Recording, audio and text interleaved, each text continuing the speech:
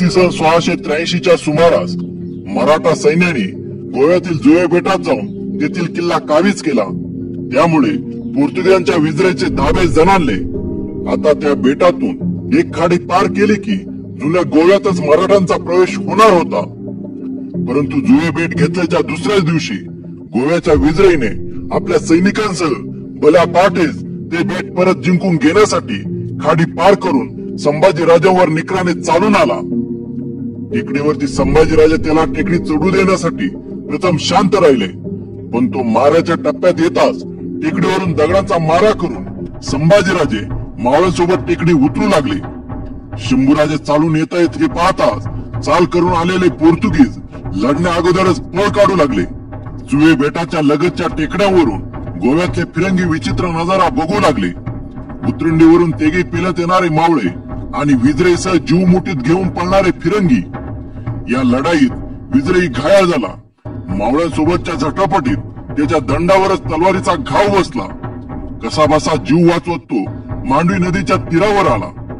आता विजरे कोंदी दळावर पुन्हा एकदा कात्रीत सापडला, कारण पलीकडे काही जाता येत नव्हते आणि पाठीमागून त्याचा पाठलाग खुद्द संभाजी महाराज ससैन्य करत होते। आपण संभाजी महाराजांच्या तावडीत सापडलो तर आपला अंत निश्चित आहे हे त्याला चांगले समजले होते। विजरे कोंदी दळावर तीरावर पोहोचताच एका मचव्यात बसला आणि पळाला। संभाजी महाराज देखील तीरावर पोहोचले। विजरेला मचव्यात बसून जाताना पाहता त्या तुडुंब भरलेल्या मांडवी नदीच्या पात्रात संभाजी महाराजांनी आपला घोडा घातला। आपल्या जीवाचे काय बरे वाईट होईल याची पर्वा देखील केली नाही। संभाजी महाराज किती हिरेला पेटले होते हे दिसत होते। संभाजी राजांसोबत खंडू बल्लाळांनीही आपला घोडा पाण्यात घातला। नदीला आलेल्या भरतीमुळे संभाजी महाराजांचा घोडा पोहणीला लागला। मराठा राज्याची दौलतच खाऱ्या पाण्यावर वाहतीला लागली होती आणि टेकडीवरील बग्यांची दातकिळच बसली। तेवढ्यात खंडू बल्लाळांनी घोड्यावरून खाडीच्या पाण्यात उडी टाकली। स्वतःचा जीव धोक्यात घालून घोड्याचा लगाम पकडून मागे खेचला।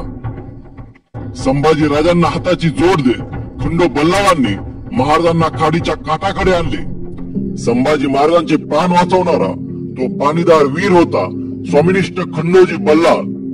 स्वामिनिष्ठ खंडोजी बल्लाळांचा सत्कार संभाजी महाराजांनी यथोचित केला। त्यावेळेस संभाजी महाराजांनी बहुत संतोष होऊन पोटाशी धरले, घोडा बक्षीस दिला, खासा उतार पोशाख दिला, मोत्याची कंटा व तुरा दिल्या, सोबत पालखीचा मान दिला। काबरगुंडी उडालेला विजरी इतका गर्भगळीत झाला होता की त्याने गोव्याच्या सेंट जेवियर याचे शव बाहेर काढून त्याला साकडे घालून गोव्याचे रक्षण करण्याची प्रार्थनाच केली।